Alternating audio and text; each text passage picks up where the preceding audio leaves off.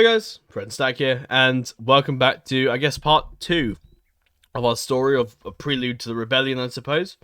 Last episode, we went through and recapped the whole story towards the end of the final days of Jaehaerys, the dragon, and the rise of Jaehaerys III. A short reign, unfortunately, but regardless, let's talk about it. Now, I know a lot of you probably want me to play the Rebellion and whatnot. I'll try and get in a bit of action in the Rebellion today, but I'll see what I can do. We'll try and see how long we take with the story first, and then eventually I'll jump with the Rebellion. We'll get a bit of action and we'll see, but I won't play too long, so I need to go to bed. I've worked tomorrow. Unlike today where I went to work. And my managers forgot that we were meant to be scheduled in. So we were like, oh, can you go around and check all the queue lines of all the rides to make sure everything's pretty clean? So we did that, and eventually they gave us a few clues for the Christmas Legoland stuff, like the Christmas like treasure hunt thing. So I went around and deposited a few clues, and after that they were like, oh, you can go home now, and we'll pay you for the whole shift. So I was like, oh, brilliant, thank you. So that was very lucky. So yeah, maybe the same might happen tomorrow. Who knows? It's quite likely to get a lift home as well. But yeah. But anyway, let's carry on, shall we? So, let's hang on. So Jaehaerys III, sat the throne. He was the king. He was proclaimed. He didn't have quite enough time to do his coronation, but he planned to do his grandfather. He remembered his grandfather and father saying that they wanted to do a betrothal feast for Jaehaerys' marriage with Rhaena of the Reach, and this marriage was still intended to go through. There was no reason why, regardless that Rhaena was Lady of the Reach as well, it would keep the Targaryens of the Reach and the Targaryens on the throne in sort of a blood relationship, somewhat in the blood sort of alliance, and the Reach would never be faithful to the crown, is the idea from the laws and whatnot. And this is the idea of Aeron as well, who basically planned most of the marriages, and Jaehaerys when he was more sane, I suppose. So Aeron greatly approved this marriage and said, yeah, we should do a betrothal feast and whatnot. And Aeron was basically in charge of the betrothal feast and whatnot and all that. And many of the lords and ladies of the realm were like, this should be a very big feast. Many of the lords should be invited. Maybe all the lords and ladies of the realm should be invited. And another idea popped to Aeron's head, was introducing Jaehaerys as the king. And maybe this feast would lead on to the eventual period of festivities leading up to the coronation of King Jaehaerys III. Aeron had it all worked out. Unfortunately, it didn't quite go that way. So Aeron, as you imagine, divided all the lords of the realm. Every single lord, going from counties and not counties, more sort of the high lords of the crown lands and lord paramounts of the region. Maybe the odd couple high lords showed up. Of course, even the wildlings didn't bother showing up, as you would imagine. The Lady Maega, of course, made her appearance alongside her 12-year-old son, Lord Maekar the Grey. I'll talk a bit about their traits and whatnot later on. But actually, talk about it now, actually. So Greylock's basically the same, still the shield breaker. The Serenar people still alive. So I've upped some of the traits of some people. Lyessa is still around. So Daemon the White Bastard still around, still a loyal. He's more on the side of Dragonstone Targaryens that is Lords of the Throne. So she's married to Lyessa, who is quite a sturdy woman. Merys is one, so he's not going to do much. Maekar the Grey, as he's known as the Grey.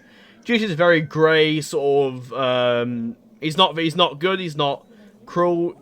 He's sort of he's got the good, the bad, the ugly. He's sort of in the middle somewhere, if that makes any sense. The Grey Jedi, the Grey Targaryen.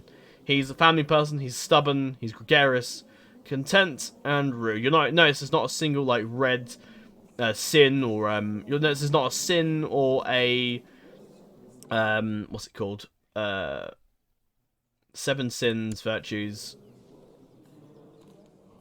Yeah, virtues. That's it. Yeah. So Maekar's a very grey sort of character. He's a very intelligent person. You know, he knows how to organise his army and inspire a leader and whatnot. He knows how to talk to his people. He's, you know, very, very good with a blade. He's not bad. And he's very much a family person. He's very loyal to his family. He's quite stubborn. bit of a stark, stubborn trait, I suppose. Gregarious, he's content.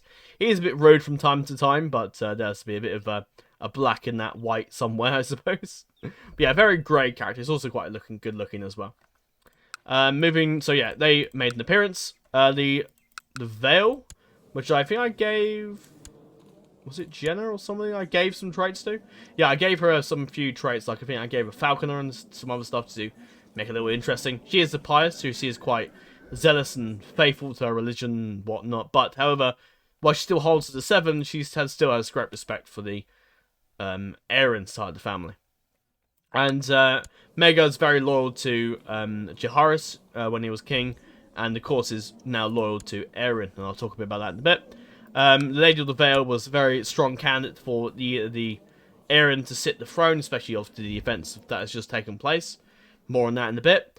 The Ironborn, the Ironborn a bit funny. Benarion was, of course, granted Lord Paramountcy of the Reach, the Iron Isles. So the Black Knights always sort of like respected the Targaryens of Aeron's sort of branch of the family. So they were loyal to Aeron's side, that's for sure.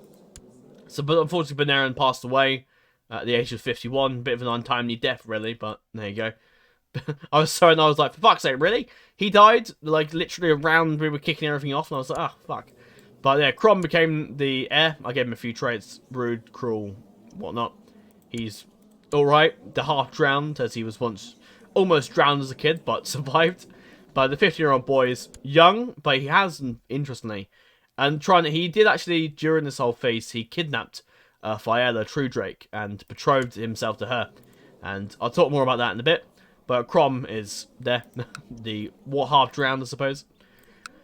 Rhaenyra Seductress, I gave her the Seductress title. Vagon Seastar, who was always quite like the sea, and quite like the stars, would spend hours gazing at the stars as a boy, and even now, and so that's where he got the nickname of Sea Star. He would stand by the beaches of Castle Rock and Lannisport as he does nowadays, and sit there for hours and hours watching the sea and watching the stars and whatnot, and just, yeah, sitting there for hours and hours. If Rhaenyra was looking for a husband, she'd find him there.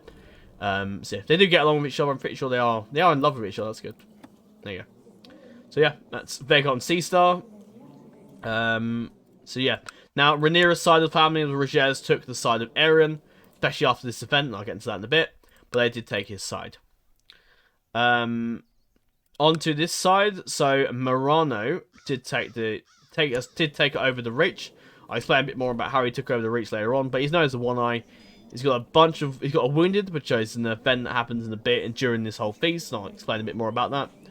He's a duelist, he's a hunter, he's quite the favourite by our law, he's a knight, he's an aggressive leader, he's quite the very, very interesting character, really. He's very much like bit similar to, of course, Aemon One Eye. He also, when he became Lord of the Reach, dealt with a High Septon problem and cleared him out of the High Tower very quickly. And now the High Septon has just been banished to Blackcrown. Basically, he's sitting there. He's now just the lord of that, basically. But of course, he's now under the current king. I think something happened to the Blackcrowns. Oh shit! That's what I want to do. No, Blackcrown was a sceptre, was it? Oh, okay. That was been a sceptre of edge. Did the bulbers die out? Oh no, they just must have lost it. Oh, right, okay. I think the High Septon revoked it. Oh, okay. Interesting. Interesting indeed. So, yep. Going to the south of Sunspear, Darrow, who was, in a way, and he felt as if it would be the more financial, beneficial option, took the side of Darrow. Now, ignore this. So, everyone's going to hate Viserys because he killed his father. And I'll explain a bit more about it later on. But, yeah. I really want Viserys to kill his father. In hindsight, I should have just got Aegon killed some other way. Maybe during the whole feast and whatnot, but whatever. What's done is done. It makes it more interesting if Viserys killed his own father. I'll talk a bit about that. A bit like Ramsay, I suppose. But yeah, everyone's going to hate Viserys. That's why we're not playing as Viserys, obviously, because, you know, we're staying loyal to the Aeron line. I said I wanted to play as Aeron, so that's what we're doing. He's got two daughters as well, Delona and Saria. Rhaena, of course, rides Heartfire. She's also in love with the Lord of the Vale, so you can say she's not really on the side of her husband. She's just sort of going along with it, staying in Dawn to protect her children and just hopefully staying out of the war. If she brings her dragon to conflict, then it won't go well. But Daro took the side of the, well, in his mind, of rightful king, although the Rogers have sort of betrayed their oaths quite heavily here. However, his daughter was like, no, fuck this, I'm not gonna do that. She's also married to a Targaryen, so, you know, there's also a reason why she would choose Aeron's side, so that's what she did. Also, Vaegon's brothers are all lords of the Stepstones and whatnot. Now, the Casper the Red Turtle, in some way, did actually join with Viserys and played a pivotal part in this whole feast thing. Some of his kids actually joined us. Did they? Oh, maybe I didn't do that. Oh no, because I was gonna have it so like Lysara's gonna join our side, but I left as it is. She does hate her husband, so we'll see what happens there. But Lysara's staying there to keep her children safe and out of the war. Unfortunately, one of her other kids, got killed in the fighting, so that's why she partially hates her husband. Although, yeah. So he's known as the Casper the Red Turtle, so he's a bit cruel. Allard's is alright, I suppose. Interesting, Lord Eric is actually married to my former wife, Belissa. Interesting, she never married that other guy she was in love with. But Larissa Storm is there. The Galeras guy's gone off to bloody Lys for some reason. However, the three daughters have, of course, played a part in this. They keep in mind, we did kill, who was it? Jassar when we tried to leave with Nessaria, but he got in the way and accused of us kidnapping her. But me and Nessaria, of course, tried to convince him otherwise, but he wouldn't listen. And unfortunately, a fight ensued, and Aeron had no choice but to kill him in battle. And that, of course, as you can imagine, he is the son of the current Magister of Lys, so he demanded my head. And so did the High Magister Lane agreed to his demand and decided that he also wanted to control the Stepstones. So I'll get into that in a bit, but if they of course win, they will get control of the Stepstones. Now that will have to be done by console commands, so you'll see what happens there. So eventually how it's going to work is that, so in this sort of, in the deal that's been made between Viserys and the High Magister, is that the Stepstones will be split in half. So the southern Stepstones will be granted to the three daughters, as will the northern Stepstones. The central Stepstones and the western Stepstones will be granted to the Iron Throne to maintain a nice sort of borderline and peaceful line here with the three daughters. The three daughters consider the occupation of the Narrow Sea and Narrow Sea's occupation of the Stepstones as sort of a prelude to war almost. So the three daughter has their reasons to get involved here. Will this go well for them? Who the hell knows? Then over to here, you've got Corlys, who's currently in charge of Driftmark. I don't know why I couldn't say that. Verona the Kingmaker still over at Cracklaw Point. There's a few other characters. You've got Aemon the Rapist. I'll get into why he's the Rapist later on. Dana on one hand, Jacaerys the Lusty, and you've got Cassandra Karen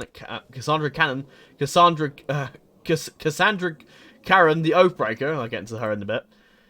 But yes, so the feast happened normally. Everything was going well until, well, as you can imagine, the True Drakes were invited. Aemon, of course, made an appearance. Corlys was invited. Aegon was invited, and so was Viserys and kids and whatnot. Maegor strikes a massive resemblance to Maegor the Cruel. More on that later.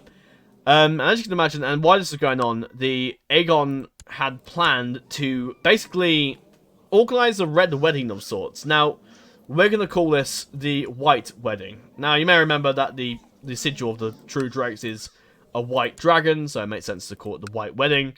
Although, the White Wedding stands for, I guess, White Wedding sounds a bit more joyous and a better occasion. But the White Wedding, in this case, is going to result in the death of basically, the male line of Jaehaerys' Targaryen contingent. And there's and a couple of the females as well. Not all of them, because some of them, of course, married to those sort of Targaryens and other lords and whatnot. So, no.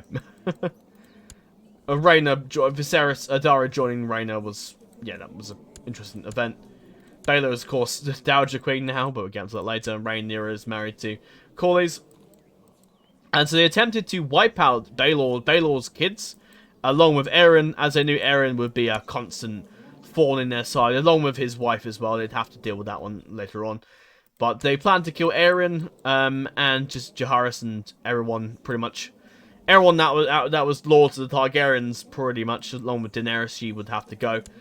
And so, yeah, as the feast went on, Aegon had basically basically got Aemon to prepare the gold cloaks to be posted on the doors and whatnot and all that.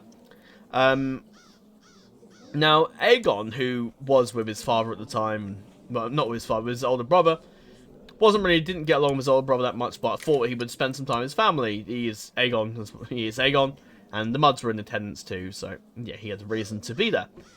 Now, this marriage hasn't quite happened yet in this little lore. It happens after the feast, and you'll see why. So Aegon goes to, and Aegon senses something's not right. Aegon senses something very, very bad is going to happen, and Aegon is a bit of an idiot, but sometimes he has some intelligent moments, let's say that.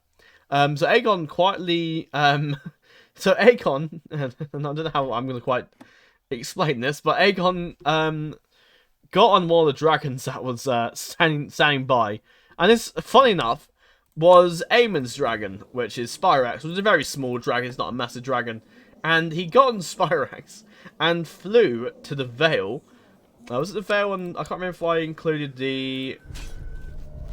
Did I include the trident? No. So he flew to the Vale, and at this time, Lyria wasn't in attendance at the moment because she was busy doing Falcon stuff. And he told Lyria that something's wrong, and I feel as if there will be a problem. He also, Aegon, as he was flying away, noticed that there was an Estamont army coming up from the south, heading towards King's Landing. This all looked pretty bad. And so Aegon flew Spyrax over to the Vale and told them, this is bad, something's wrong, and flew back to King's Landing, and the Vale didn't have a lot of time to really muster the troops, but did. Aegon also flew to Harrenhal and tried to explain to the, who would have been in charge at Harrenhal? I guess Belena would have just gone on her own with, well, Jewess would have gone, but Orion would have stayed behind to govern things. Not really the most sane of persons, but there you go. And he convinced Orion that something was wrong, there was problems and whatnot, and this got the attention of those lords pretty quickly. Lord Darry quickly musters his troops. Butterwells quickly mustered troops. The Templetons rode out the Vale, quickly mustering their troops. The Belen and the Just and some mud forces rallied up in the area. They also went around and got together some armies, some loyal people. The Stokeworths, who were always loyal to the Aeron and whatnot. And the Rosbys. The Havards, not so much, due to the fact that Aeron killed his daughter a while ago, and I think his brother, or half-brother. And the Borneys also quickly mustered, as well did the Bloodfires, who didn't have a lot of troops at the time, but still came regardless, still honoured the call, so to speak. And they mustered as many men as they could. The Esmond army was fairly large, and in comparison, and would easily take the city if they didn't at least try. So they mustered as many troops as they could, and more of them brought men out of Lolliston, Tranta, many men as they could muster. And Aegon eventually, and Spyrax eventually got to the point. It's almost as if Spyrax didn't really notice that another person that wasn't Aemon was on his dragon, and Spyrax eventually had a bit of a freak out, and someone that wasn't Aemon was on his back, and had a bit of a freak out, and jotted Aegon off the dragon. Thankfully, Aegon landed in the Blackwater Bay and was okay, but the fall nearly killed him, but some miracle he survived, and eventually washed up on the shores of King's Landing, and eventually got inside at some point. I don't think may have the Lords sort of dismissed the fact that he was soaking wet. They thought he was a bit of an idiot. Fuck it, I'm sure he's maybe went for a bath somewhere. It reminds me of someone who went for a bath during we were having this like work do an event, and someone decided to go have a bath like literally midway of the event for some odd reason. I don't know why, but whatever. So yeah, Aegon mustered the troops and did essentially God's work there. and brought together as many men as he could and mustered them south as quickly as they could. And this feast went on for quite a few weeks. It wasn't like one night, and obviously, realistically, they wouldn't have got all the troops together in one night. So it went on for a week, and this gave the lords of the land enough time to get as many troops as they could.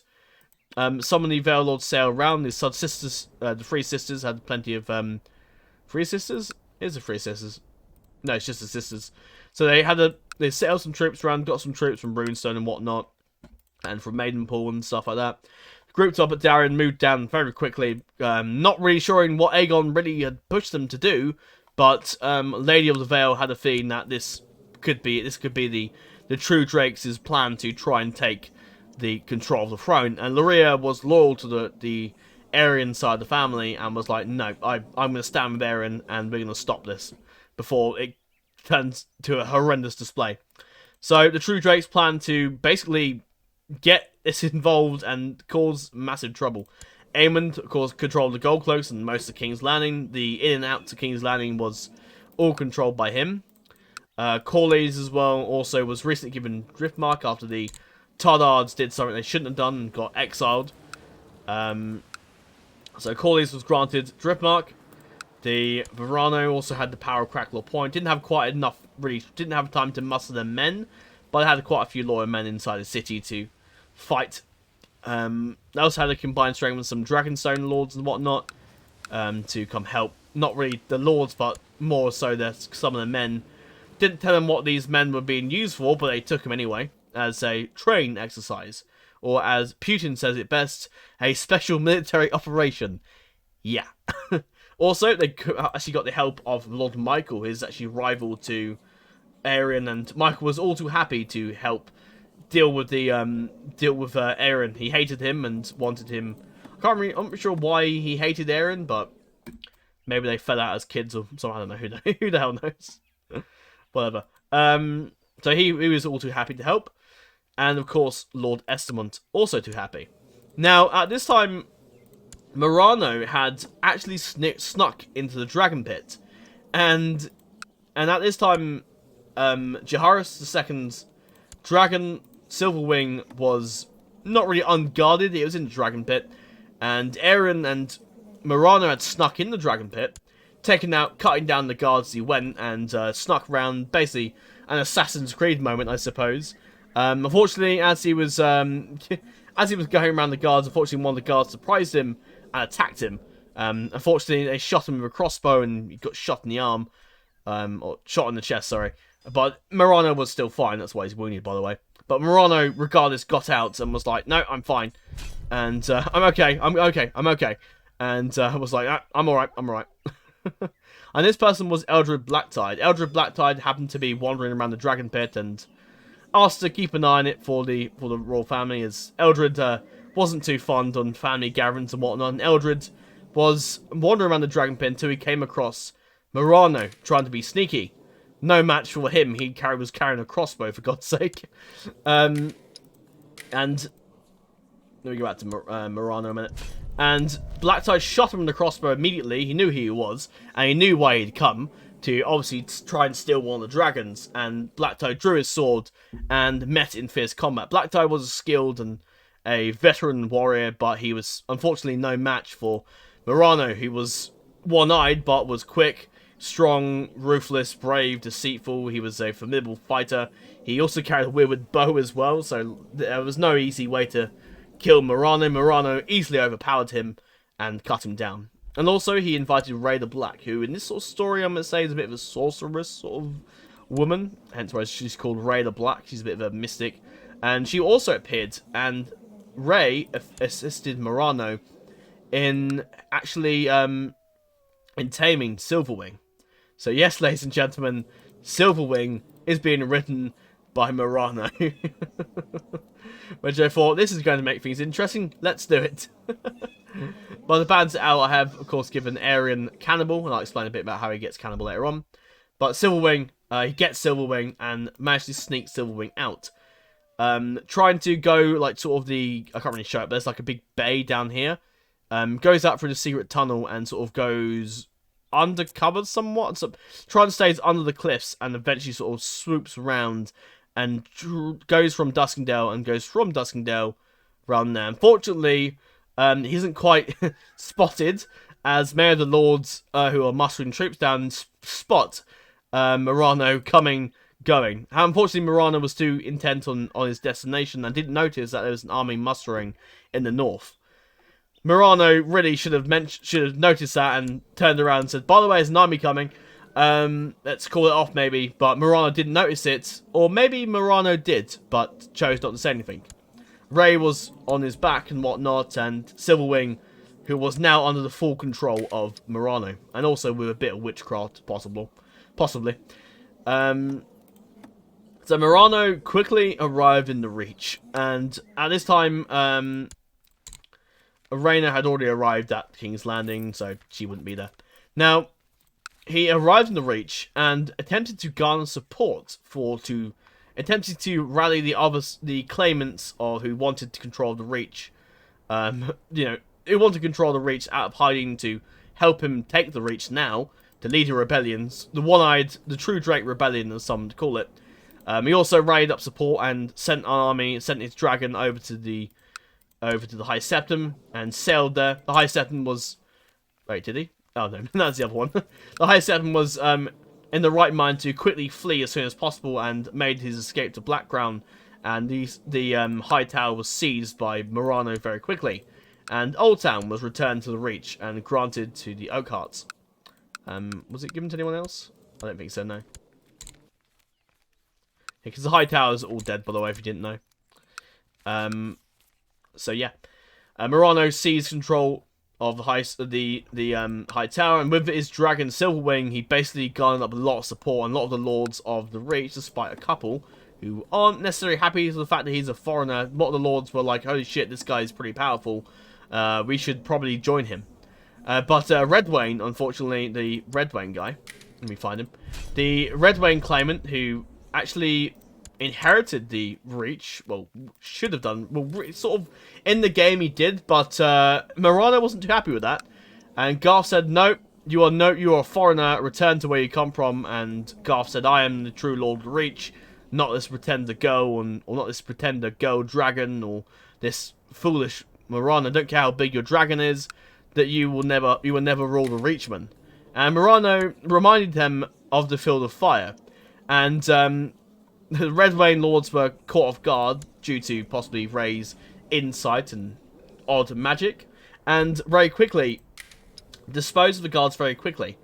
Suddenly the guards started attacking each other, and eventually Morano swooped to the floor, and just before killing Garth, cut his jack off, and kicked him to the floor, made him beg for mercy and whatnot, and Garth eventually begged and whatnot, and eventually Morano tormented him for a couple of days, and eventually went crazy, and eventually died of starvation. Some speculate that he may have tried to cut his own wrists and die in the dungeons to try and escape Morano's torment, or some say Morano went in there and finished him off, but who knows? I'll leave that as a mystery.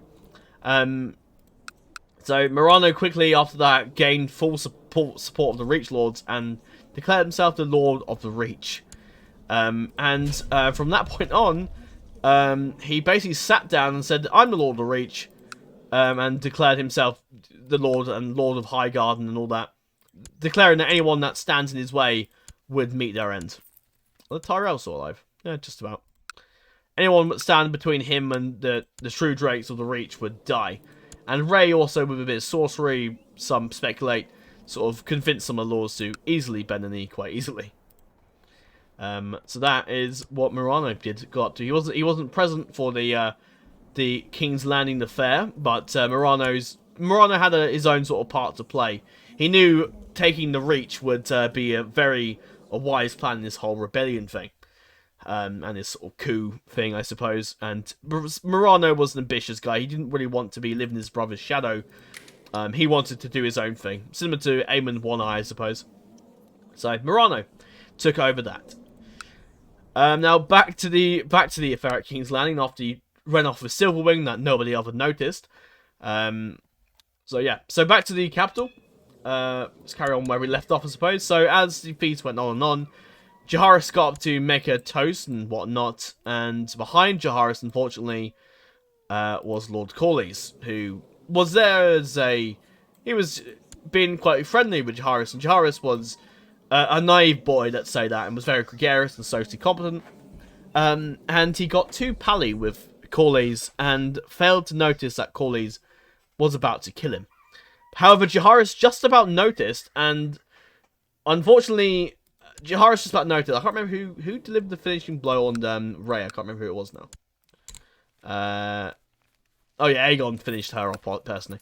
Aegon was also nearby, and Aeron had actually wasn't too far away. Didn't really want to. He wanted he trusted that King Jaehaerys would get along and hopefully bring peace with his cousin and relatives. But unfortunately, Aeron had not realized, and this is his mistake. He had not realized the state of things and what would happen now.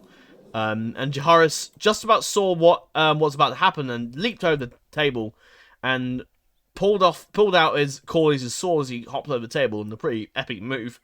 Jaehaerys had been trained by Aeron for a while, so he picked up quite a few cool moves. Sadly, it didn't quite save him.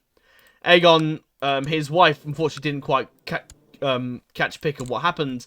Is that even the word? And Rhaena was slaughtered and stabbed in the back by Aegon. Aegon knew that Rhaena would be a problem, and he didn't really know what. He knew Morano told him that he'd take care of it somewhat. So yeah, Aegon delivered the finishing blow himself, and hoped and prayed that Morano would deal with the reach himself. Jaehaerys jumped over the top, and just before Corlys just about stabbed him in the dagger, and tried to stab him in the dagger but missed. And then Corlys hopped over the table and tried to grab the boy. Jaehaerys may have been a young dragon, a brave boy, but he wasn't strong enough to best Corlys, despite him being a very poor fighter. However, but as Corlys shoved the knife in Jaehaerys just about with the last of his strength and energy grabbed the sword that he'd been carrying and just about chopped his leg off. And and the water was a really immense move. The dagger was stuck in Jaehaerys, and Jaehaerys let the dagger stay in him, knowing that Jaehaerys knew he was going to die, and decided that he was going to try and fuck this guy up regardless, as Aeron would have taught him. And Jaehaerys tried to, as Corlys was distracted with the knife in him, Jaehaerys, with his sword in his other hand, just went with a nice cut to the very... He lifted up the sword and brought it down and cutting off his left leg in the process. And as you can imagine, Corlys screamed in fucking immense anger and screamed. And Corlys fell to the floor immediately. But unfortunately, Jaehaerys, regardless, just... he'd taken a pretty big blow to the chest with a dagger and just wasn't... Unfortunately, Jaehaerys died with a sword in his hand as a pretty good way to go. Blackfire wasn't on him at the time. Blackfire was actually in possession of Aeron at the time, who was just who promised Jaehaerys to keep hold of it, as Jaehaerys felt it was too heavy during the feast. But Jaehaerys unfortunately perished. The next to fall was Jaehaerys, who was unfortunately no. These ones came a bit later. Actually no, they were there. Jaehaerys and Meleys were present at the feast, but Jaehaerys was killed by Verano, who quickly got in there with an axe and hacked him to death. Fucking brutal, I know. But, yeah, this is, the Targaryens of Dragonstone knew that any surviving claimant would result in civil war and rebellion, and they had to all be killed, regardless of how fucking inhumane and cruel it was. The next to fall was Lady Commander Cassandra, who, at a surprising turn of events, was actually in on the whole thing. And when Jaehaerys died, she was actually heartbroken. Jaehaerys eventually had... they've fallen in love. As you may remember, I seduced Cassandra as Jaehaerys, and she was actually slightly widowed. And actually, in what I did, and what happened behind the scenes, is that Cassandra and Jaehaerys actually broke up with Cassandra and said, "You were just appalling in my game," and just kicked her out. Cassandra, as you can imagine, didn't take that very well, and was very inclined to help Aegon take the throne. She knew how much of a boy king, and knew that a boy king would not hold the realm. And she struck a blow at Meleys, and with a single... She tried to be merciful, if you consider merciful, cutting someone's throat merciful, I suppose, other than taking their head off. But she did it anyway, and killed Meleys, forever, like, fucking herself. as a King's Guard, and definitely choosing her side. Now, eventually at the moment, Casper's army flew through the gates of the Red Keep and pushed straight in. Casper flew up with his army straight in there, with the help of, course, the Gold Cloaks. And the Gold Cloaks were, of course, straight in there and straight into the Red Keep and burst into the royal chambers where Daenerys had been keeping with Rhaenys, who was a very young child. And the worst fucking happened. Rhaenys was murdered in her crib by Casper, who just fucking got a sword and just brought it down on fucking Rhaenys. Fucking horrendous way to kill a child. Especially a 1-year-old fucking child. That's just absolutely horrendous. But Casper was committed to this. Regardless of the fact that he was married to his half-sister, this person was actually his niece. He didn't give a shit. Daenerys, on the other hand, received a bit of a fucking horrible end. Aemon attempted to rape her. And, sorry,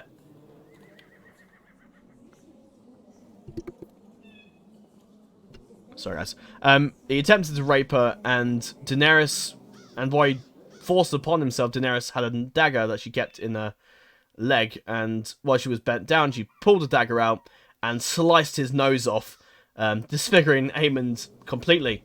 In this bloody show, she attempted to try and shove the dagger in his face, but unfortunately Aemon grabbed it too quickly and turned the dagger on her, unfortunately murdering Daenerys brutally. You can imagine this was pretty fucking horrific, as you can imagine. And Aemon got the title rapist. Many Casper ridiculed him as the rapist, as he failed to, couldn't even touch a woman, let alone couldn't even be with a woman, let alone rape her, which is sort of wrong, really, as he had a wife. But anyway, Aemon was in an immense amount of pain, regardless of the fact that his nose had just been cut off. So you can imagine he was in a lot of pain. So, yeah. So, that was basically the killing blow. There's a few other people that died as well. Visenya was also in the killing blow, but she was no fool. She ducked out the way and tried to get out of the way. Eventually, Aerion got in the way, got down, pulled out Blackfire, and started mowing down the Gold Cloaks and Stormlander men that had come to kill him. The Stormland Gold Cloaks were, but the lords who planned to kill Aerion and all that very much underestimated his skill in battle and forgot how good this guy was with a sword. And Blackfire was a pretty big sword, so Aerion had a great fun going through and Aerion, as you can imagine, was in sort of a blood rage. He just watches most of his niece and nephews being murdered, and he didn't even know what happened to his sister just yet, but he just watched his niece and nephew's been murdered, and Aerion went on.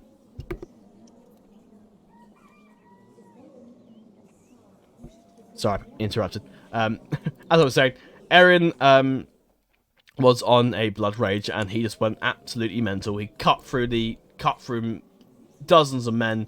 He also eventually wasn't really Aerion who grabbed Visenya, but there's actually one of the King's Guard that have actually joined with Aerion. I will show you who those King's Guard are. So Simon's on the side of King Viserys right now. Tywin, who actually joined us ages ago. Now Tywin was actually over in the Narrow Sea, protecting his wife right now as she was still heavily pregnant, hence why she wasn't there. Probably for the best. Sir Walter Oakenfield was also present. He was on the side. So a lot of the lords and the Kingsguard were convinced that, and after the state of Jaehaerys, a lot of them fancied the change in king. Now, one of the Kingsguard got in the way of Aerion, and that did not go well. Niles Westbrook attempted to try and slay Aerion with his back turned, but Aerion heard his footsteps, and unfortunately, Niles wasn't exactly the stealthy type, as the gout slowed him down. But regardless, Aerion saw Niles coming. Niles engaged him in a sword fight. Niles put up a decent fight, but he was still no match for Aerion. And Aerion, with a Valyrian steel sword, shattered his own Niles' sword, and cut through his sword, and then shoved Blackfire into his neck. And that was the end of Niles Westbrook. Two other Kingsguard stood up. Sandor Wayne and Aenys Warrenford draw their swords and declared themselves for Aeron on the spot. Well, Sandor Wayne declared for Aeron on the spot and immediately stood by Aeron's side and started slaying men alongside him. As for Aenys, he quickly saw that Visenya was hiding under a table. Visenya being, of course, Visenya Bloodraven. She actually became Bloodraven as a raven would. She picked up a knife and dagger. Aenys couldn't quite stop her, and she went absolutely mental and jumped around the table with her increased speed and whatnot. And she was quite a fast person. She very swifty and ran around and sliced up as many men as she could, until she got stopped. But thankfully, Aenys Rollinford got in the way and parried a few of the attacks the attacks that were brought against Visenya, and brought Visenya behind him, and Aenys defended Visenya as best he could until Aeron showed up with his own sword and took them to town, basically. A few other casualties were done with. Oh yes, Scully's lost his leg in the conflict. Aemon, of course, lost his nose. Daenor lost his hand in the fight. Unfortunately, one of the King's Guard, I think it was Sandor Wayne, chopped his hand off in the fight and knocked out Dagar. Jacaerys wasn't actually in King's Landing; he was just sort of holding back. Once he saw Aeron going ham with Blackfire, he ran away. I would too. Duskendale had pulled out of there. He was like, he's not dying here. Like, he's getting the hell out. And most of the True Drakes were kind of fucking shocked at how Aeron was going ham. Now, they knew they could take the Red Keep and whatnot, but Aeron, they knew they had to fall back here. They couldn't. They were losing too many men to Aeron and the King's Guard that fought alongside him. Even Visenya, a 10-year-old girl, was fucking going ham at a few of them. And even, and also, some of the other Targaryens here got in the way. Rey came out of nowhere with a dagger and stabbed one of the guards. Rey was no match for a fighter, but Osmond came out of nowhere and defended his mother. Osmond was a great fighter, so he easily defended his mother. And yeah, proved himself that he is indeed the son of Aemon, the past Lord Commander of the King's Guard. He defended quite well. His sisters also showed up. They were too young to really do anything, so they sort of stayed out the way, but still carried a dagger just to protect their mother more than anything. And Osmond went ham and just showed that he was one hell of a good fighter. And Rhaenys, who was his lover, and had also showed up for this. And Rhaenys drew her own small little dagger and stabbed a few of the guards and whatnot. Now, Aegon was, of course, present, as was Viserys, and he watched his sister betray his family. Aegon was tempted to go after his sister, Aegon was tempted to go after his own daughter and kill her, but Viserys intervened. Viserys intervened and defended his sister and allowed Rhaenys to escape with Osmond. Maegor, who also was Maegor was actually there as well, but he was sort of watching and standing around. He was a 10-year-old kid, so I can't imagine he would have gotten involved in the fighting. But he was there, standing alongside and potentially interested in the fighting, but he was well protected, so he didn't get involved. Aegon was very much intent on killing Rhaenys for betraying and running off with Osmond, a bastard and whatnot. He was so tempted to kill his daughter until Viserys stood alongside him. Aegon, just before they had done the attack and whatnot, and a private ceremony held by the High Septon. The High Septon had basically been forced. No, not the High Septon. Where is she? Tyriana, who's still alive at the age of 84, has the pox, and she is immortal, so she won't die. But I do wonder how long she'll live for with all that shit going on with her. She crowned Aegon in the secret ceremony and crowned him as King Aegon III. Now, as many of the small folk and lords and whatnot would call him the usurper, that is very clear. Aegon attempted to push past Viserys and pursue Rhaenys and try and kill her regardless. But Viserys stood strong. And Viserys would not stand aside. And Viserys drew his own sword and said, "You will not step another further, father, or I will slay you." And Aegon was, as you can imagine, pretty fucking furious. So Aegon brandished Dark Sister in his hand and was like, "Bring it on, son. If you indeed want to follow your sister's footsteps and being a traitor, then I would gladly welcome your death in the gods of old Valyria and whatnot. He was sort of a lord, but Viserys was Valyrian. So Viserys and Aegon drew their swords, and in a fight that sort of stunned many of the lords, eventually this fight ended up going out into the courtyard, where Aegon and Viserys went at each other with swords, and the fight would go on for hours. Baelor attempted to try and get in there and try and stop them, but nothing could be done. Viserys and Aegon, at least one of them was going to kill each other before the night was out. Maegor didn't intervene, instead watched with glee as he watched his father and he watched Aegon and his Viserys fight to the death. Maegor was kind of lustful and lunatic, and he's a bit crazy, so he kind of loved this almost. Rhaenys had escaped at this point. Lyessa tried to stop him, but there was no doing that. Viserys and Aegon fought for ages and hours, to the point where most people had escaped from the Red Keep at that moment, and the Red Keep had been barred up, and barricades had been set against the doors of the Red Keep to try and keep anyone out. So the armies had surrounded King's Landing at that point. So he kicked him out. So Viserys and Aegon would duel for hours. As you can see by who won. Well, you would have known who won, of course. But I'll go over the few casualties of the war. So the Arryn forces and the Trident forces all arrived in time. And thanks to them arriving in time, it actually led to them getting out entirely. But they arrived into the battle, didn't quite get out, and didn't quite turn the tide. There's a lot of Stormlander troops there, and the Gold Cloaks were numerous, and many of the men had come from Dragonstone to try and help as well. And this was just not going well. Some other peoples did fight with Aeron as well. So Harris, not the best fighter, still stood with him, and Maegor, who was furious that his daughter had been killed, despite the fact he's a bit queer these days. But regardless, he went absolutely crazy and went after him. Oh, I'm going to invite actually. No, he's got his own family. Now, I was going to say like those two were actually like in a romantic relationship, but I won't bother. I'll keep them as friends. So Ryan also arrived with a sword and offered to help out a lot and did quite a lot of the fighting.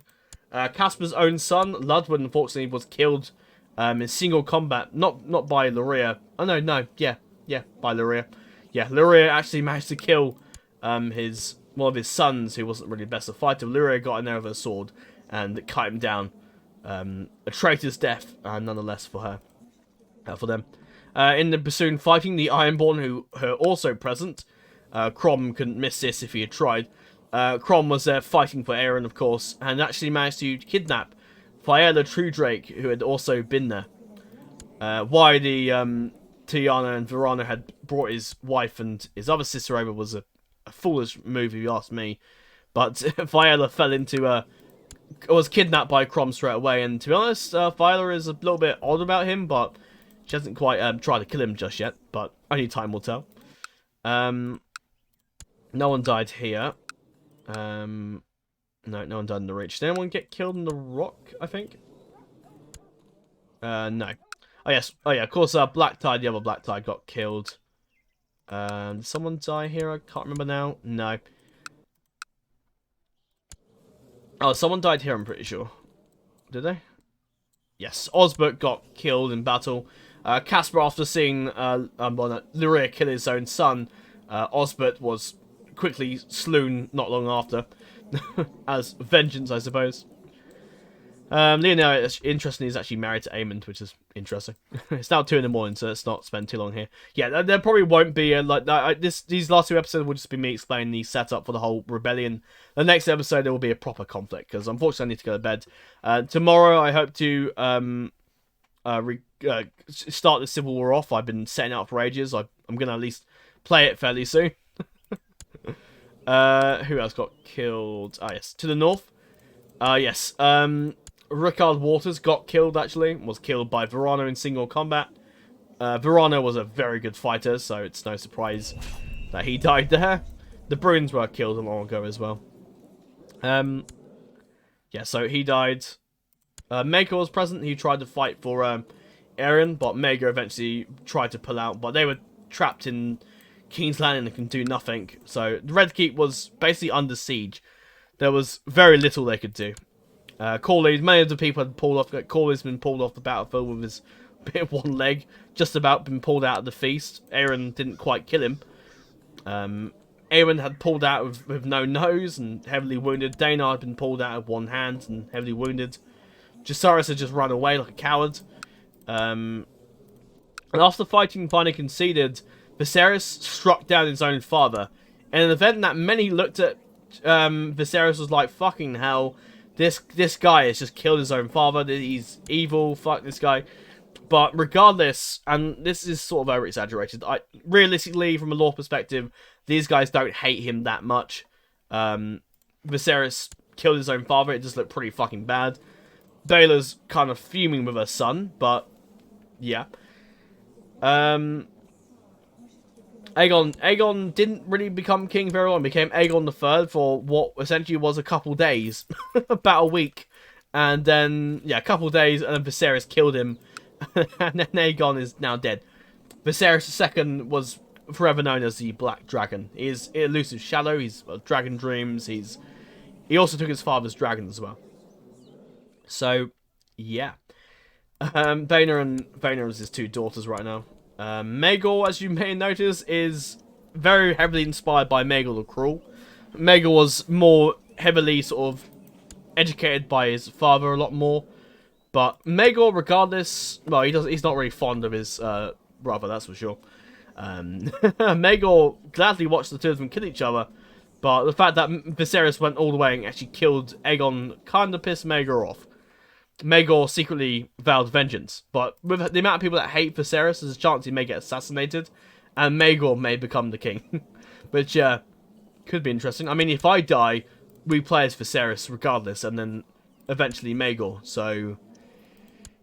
that, and then maybe Corlys after that. That'd be interesting. We'll see if that happens, of course. Yeah, it depends how the rebellion goes, I suppose. Yeah, so Mace had been pulled off the battlefield, and the Red Keep was basically under siege. The lords and whatnot had arrived in time, but had been pushed back into the Red Keep. There was the side was hopeless. Eventually, the body of Daenerys was discovered, along with the one-year-old Rhaenys dead as well. And Aerion broke down into tears, as you can imagine. Aerion was fucking shattered. He was stressed to pieces and vowed before the fire god, before the fire of R'hllor, he vowed fiery vengeance upon all those that had committed crimes and whatnot. Morano, Rhae, Belissa, he might still kill her at some point. Jorah Galeros, possibly. Dowager Queen Baela, Casper. I swear Viserys is on this thing. I don't know. Is he not? I thought I had, oh, maybe not then. No, I think I had, maybe I don't have him as a rival. I'm fine with that, whatever. His, Aeron's bone was to pick with Aegon more than anything, and Viserys just, robbed him of his justice, which he wasn't particularly happy about. But there you go. I've decided if I have a son with my wife, I'm gonna call her, I'm gonna call him Aegon. If we have a daughter, I think I'll probably name her Daenerys after the death of my sister, who Aeron spent much time with and had a great bond with his sister. And it was only a sort of sister that was sort of around the area, really. Oh, she's married to Blackwood, didn't notice that. So the capital was under siege, and Aeron knew there was only one way he was getting out of the city, and that was by dragon flame. He knew that Cannibal would be in the dragon pit. He left him in there, and his only way to get out was go through the secret tunnels to get Cannibal. He knew that other dragon riders would be present. He knew that Aemond would be. He knew that someone would be out of action. However, news quickly spread that Viserys had killed his own father, so the dragon firestorm wasn't quite under him just yet. So right, that gave Aeron some time. Firestorm was a wild dragon for the time being and wasn't really around. Morning, on the other hand, was around. But Baela was too heartbroken with the death of her own husband that Morning basically just sat and did nothing. You had Caraxes, but that was a too young dragon. That wasn't even at Dragonstone. Well, it was brought to King's Landing, but it wasn't going to be anywhere near the fighting. It was heavily guarded, that's for sure. Trying trying to think if anyone else had dragons around. I don't think so. Oh, Smaug. Oh yeah, Verano had Smaug around, so Smaug might have popped up here and there. So Smaug would be the only dragon that's sort of patrolling the area. So what Aeron did is he went through the secret tunnels into the capital, accompanied by Visenya, who apparently had experienced knowledge about the catacombs, and so Visenya quickly been named the Blood Raven after her interesting attacks and maneuvers and whatnot. So yeah, Visenya and Aeron's bond got a bit stronger as time went on, and this will be more explored in the actual in the later years of Aeron's reign, if he survives this whole rebellion. Visenya actually sort of has in a similar vein to Rhaenyra and Daemon, different being that Visenya wouldn't inherit anything, and Aeron probably is the rightful king at this point. And Visenya actually sort of almost was entranced by Aeron. Aeron was portrayed to her and was a great fighter, and Visenya had greatly enjoyed her sparring matches, and as she got older, her lust and strength and quick and groom nature, she started becoming more groomed to almost impress Aeron, and Aeron had indeed taken a notice to Visenya, although she was 10, but this is Westeros. This is all kind of like a bit over the place, you know what it's like with Westeros. I mean, technically, Daemon was like 30-something, and then and Rhaenyra was like 14, 12, I think. I mean, in the books during the Rogue Prince period, Rhaenyra was 9. Yeah. Okay, right, anyway. So yeah, I guess it's not too far off to point out Visenya would be interested in her uncle. And there is a 9-year age gap, but that will eventually change as time goes on. But yeah, it's safe to say that probably wouldn't marry Visenya. Wouldn't really marry Visenya off. If anything, Aeron may take her as a concubine. But in canon time, Visenya isn't really. He's not really noticed. He's a little busy to really take into the fact that Visenya actually has a crush on her uncle Aeron. So we'll see how time goes. Where if their relationship blossomed anything more, we'll see. But for now, Visenya and Aeron share a pretty strong bond. They're also friends as well, so friends and lovers. Not sure how Nezarea will take with this one, but there you go. He still, don't get me wrong, Aeron still loves Nezarea, but Visenya is another sort of interest. It's a bit like Daemon. He lived sort of. Well, I think in the books he loved Mysara the White Worm, the one with the really funny accent. He loved her in the books. But I don't think they have done that in the show. I mean, he's had a bit of a thing with her in the show, but they haven't really gone to anything like he's actually in love with her. So, yeah. So a bit of a similar vein. He's sort of in love with Nezarea as well, and sort of slightly in love with his niece, despite the incestness and the fact that she's 10 and he's 19. Don't worry, don't worry. CK2 doesn't take into account any sort of like shagging until she's 14. So that's like, even that's, yeah, CK2 is weird. CK2 is weird. But again, this is all my ingenious plan, so, you know. So yeah, Aeron snuck into the catacombs with Visenya. Now, Aeron attempted to get Silverwing. Now, Silverwing was the dragon that he was going after, because, you know, it was his father's dragon and his grandfather's dragon, so he was definitely going for it. And Visenya pushed him for a dragon as well, saying, "Oh, let me tame Cannibal, and you can tame Visenya. You can tame Silverwing, and we can ride them around the realm together and destroy enemies together." Visenya was very like, I want to kill everyone after what happened and all that. Visenya's position, she's a 10-year-old girl and watched her fucking family die. She's gonna be fucking. It's like the Arya Stark, I suppose. She's gonna kill everyone that's involved. Of course, Aeron will fulfill that for her, but Visenya will play a small part, I'm sure, in encouraging Aeron, if more than anything. So, so Visenya and Aeron made their way into the crypts and whatnot. A few of the there was a couple like guards that had tried to snuck into the caves and whatnot. That was sort of around the area, and Aeron and Visenya dispatched them pretty easily. Visenya, for a 10-year-old girl, held her own with a sword quite well, and Aeron made his way to the dragon pit and eventually discovered the sort of rotting corpse of the black-dyed guy who had been there for quite a while, I suppose. Eldred had been there and his corpse was slow but rotting and being eaten by rats. I wasn't entirely sure who this was, but Aaron brought out his torch and sort of showed it. Obviously, if I'm ever going to write a fanfiction, I'm going to be like writing this down. I'm going to be reading it off a script. I won't be coming it off out of my basic head, essentially. Basic head. But yeah, he found Eldrick Blacktide's corpse, which was slowly being rotting away and being eaten by rats. It's amazing that the corpse was still alive. He still recognised the Blacktide sigil and realised this was Eldred who was killed. He didn't know who the hell could have killed Eldred, but yeah. The way that Eldred had died, I'm not sure if I said how Eldred died, but in my mind, Eldred had a sword for his eye, and he was stabbed in the face with his other eye was stabbed with Morano's sword, and his own sword was left in his eye.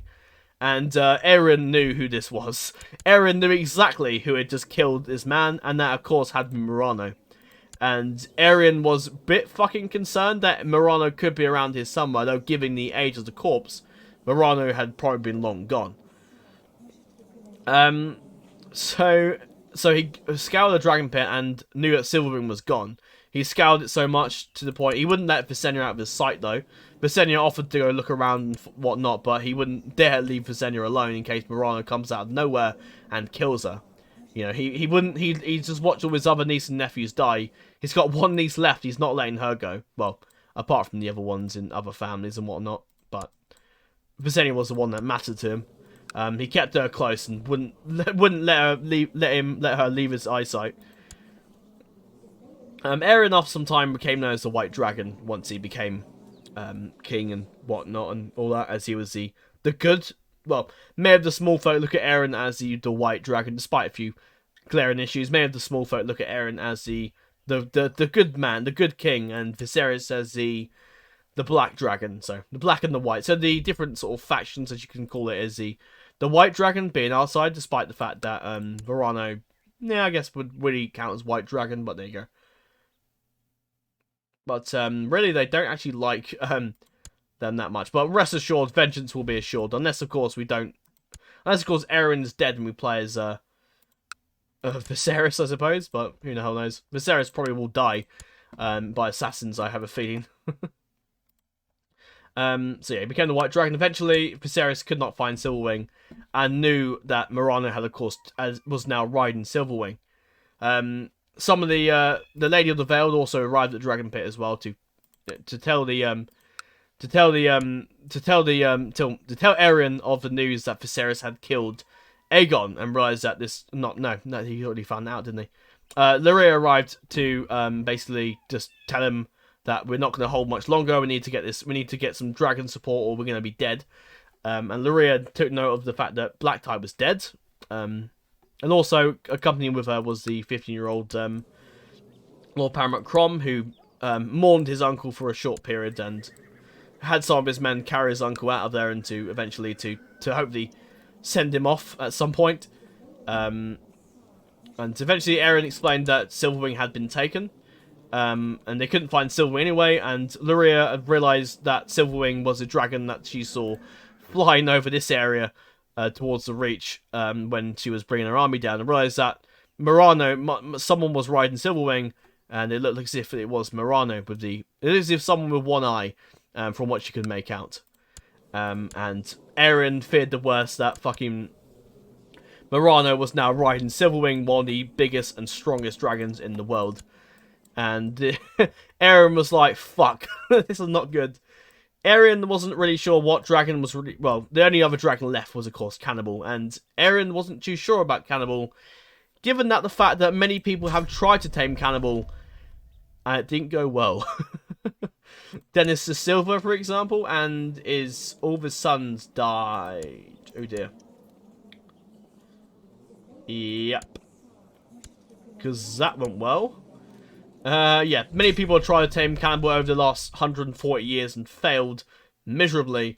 So Aaron was a bit apprehensive about this, but he formed quite a strong bond with him on the way back from Dragonstone, and felt as if Aegon had pushed on his knowledge and whatnot, and Aegon felt almost said like, or almost had told Cannibal that Aeron would be your new rider or new master. He also killed sheep stealers, so watch out for him. So regardless, and Visenya was like, this dragon is pretty fucking powerful, but he's the right dragon for you to tame. So Visenya, as much as he would like a dragon, that won't happen. But Aeron sang to Cannibal for many hours, despite the incessant whining of the Sunderland woman and the black-tide Lord of the Iron Isles. But eventually, Visenya had them out there because she knew that there was no way Aeron was going to tame Cannibal if everyone was just standing around yelling at him.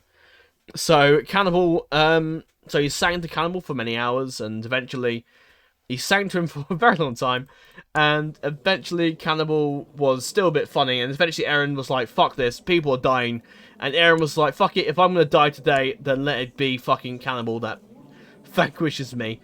Aeron was like, I will ride you, and started shouting High Valyrian and whatnot, Soves and all that, and Valar and all that stuff.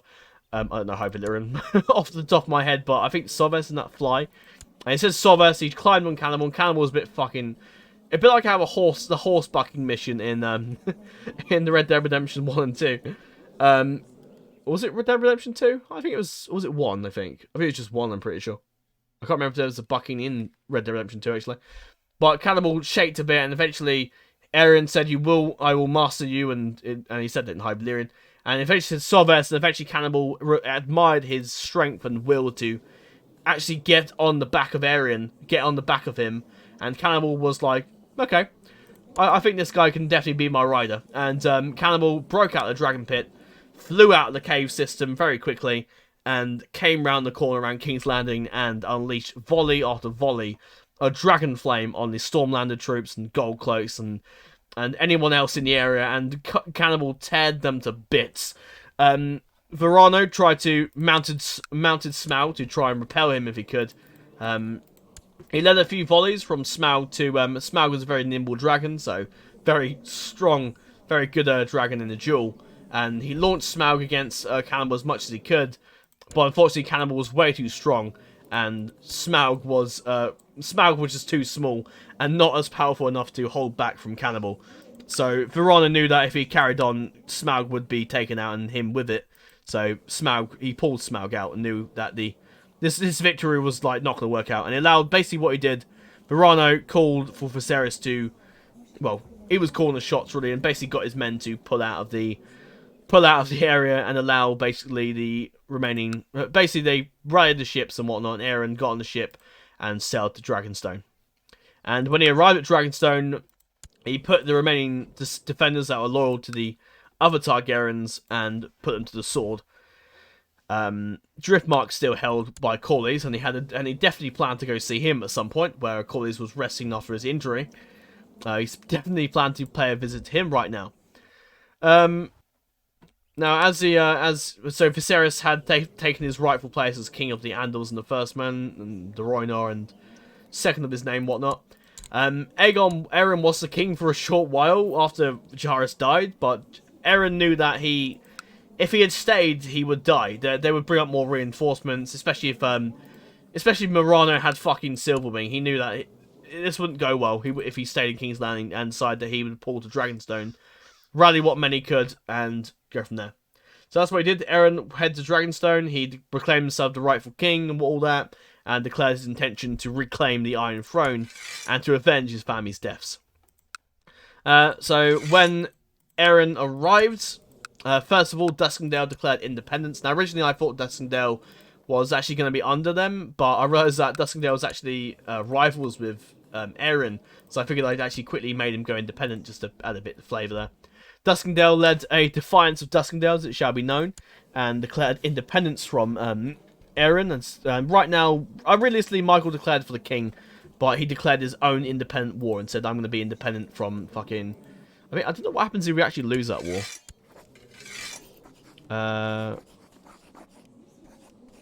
King Viserys II becomes Lord Michael's new liege.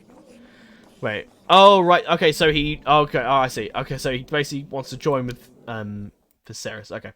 So when Aeron returned, he called out banners, called out his whatnot, called out his ravens and whatnot to declare that he was going to fight the king. He eventually received quite a few replies. This castle here, for some reason, been inherited by the Fishers, had declared their intention to stand with him. The Celticars of Claw Isle declared for Aeron. The Bar Emmons declared for Aeron. The Sunglasses declared for Aeron. The Massies declared for Aeron. The House Stokeworth, who fought with him earlier, declared for... most of them, their armies have now returned home now to prepare for the next onslaught. Stokeworth declared for Aeron. Edgerton had declared for Aeron. Borney declared for Aeron, and that's the House Bloodfire. The rest of the lords were, of course, the Rhaenyra, who had no interest... After the horrific incident, had no interest in siding with... the fact that her own father had sided with Viserys, and probably in a way to try and get rich more than anything. Rhaenyra was disappointed and said, well, fuck it. Vaegon was a bit concerned if she would support either side, but Vaegon loved Rhaenyra so much that he wouldn't have cared which side she'd taken. But Rhaenyra did what was right and took up arms and stood and declared for Aeron. The Mudds, ever loyal to the throne, and obviously Aegon had gone around and basically saved... basically, his army showing up basically gave them enough time to repel them. In the conflict, during the battle, because obviously Belina was there, Belina actually is going to eventually be very inspired by the Hammer of Justice, Tristan the Hammer of Justice, hence why she's got a formidable fighter and really good traits and stuff like that. She's getting scholarship focus, I don't know what... Oh no, that's... Oh, isn't it because I had to age her up to basically get her to join the Independence faction, or join the faction, I think, yeah. So Aegon rescued Belina, and eventually Belina fell in love with Aegon as this massive giant of a man that saved her from, despite his slightly stupidness, Belina liked him. She still liked him and offered and betrothed herself to him. A match that Jewess was less than pleased with. She hoped that Belina would get a stronger marriage alliance with possibly, one of Aeryn's children later down the line, but it was a fine match, and Belina insisted upon it, and Aegon was happy to oblige by it, and Laena was happy for her own daughter, even though she's currently over at Blackwood at the moment. And also, so Ryan was greatly encouraging of the match as well. Ryan is a bit of, I guess, Belina's sort of stepfather, I guess. And Joyce is a bit of her mother as well. Now she is sort of the aunt, so yeah. And Melissa, her cousin. Let's not forget the cousin. So House Mud declared, and obviously they would declare for the throne. After what happened, they were instantly declaring war.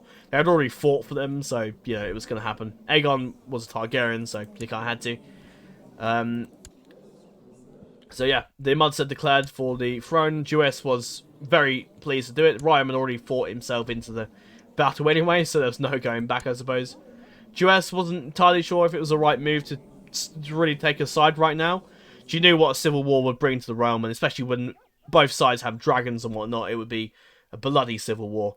But, Jewess had no choice but to follow along with her husband's plan, and went on with it.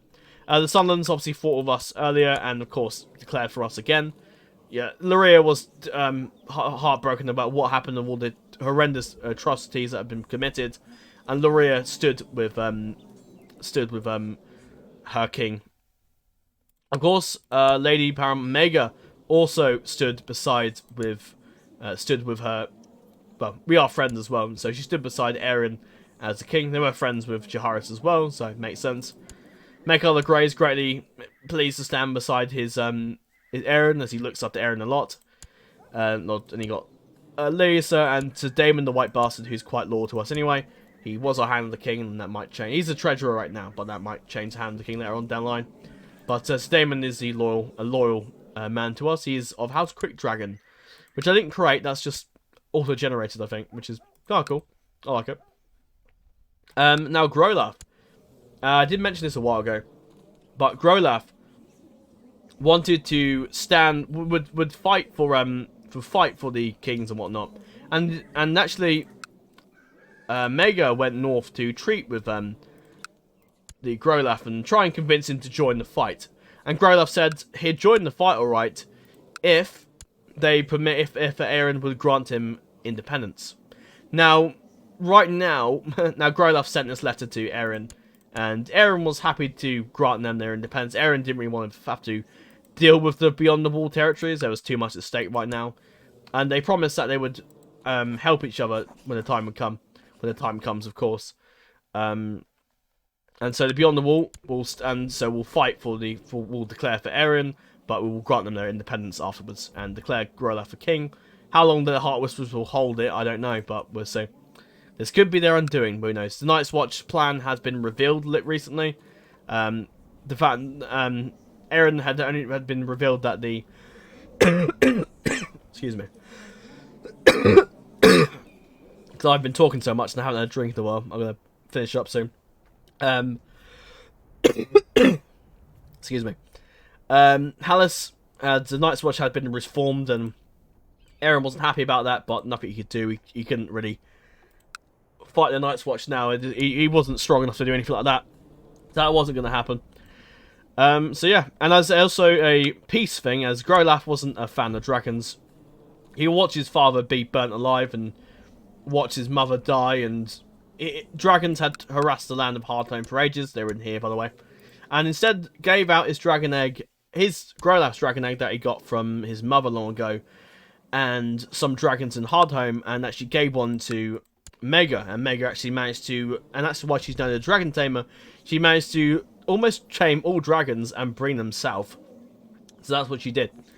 She took, I'll go for the dragons in a bit, but yeah, she got the dragons south and granted the dragon egg to someone else. More of these Stark, she also gave Theon, who recently had a dragon egg from Sheep Stealer a long time ago, that Nettles and Cregan had and was passed down a bit from bloodlines.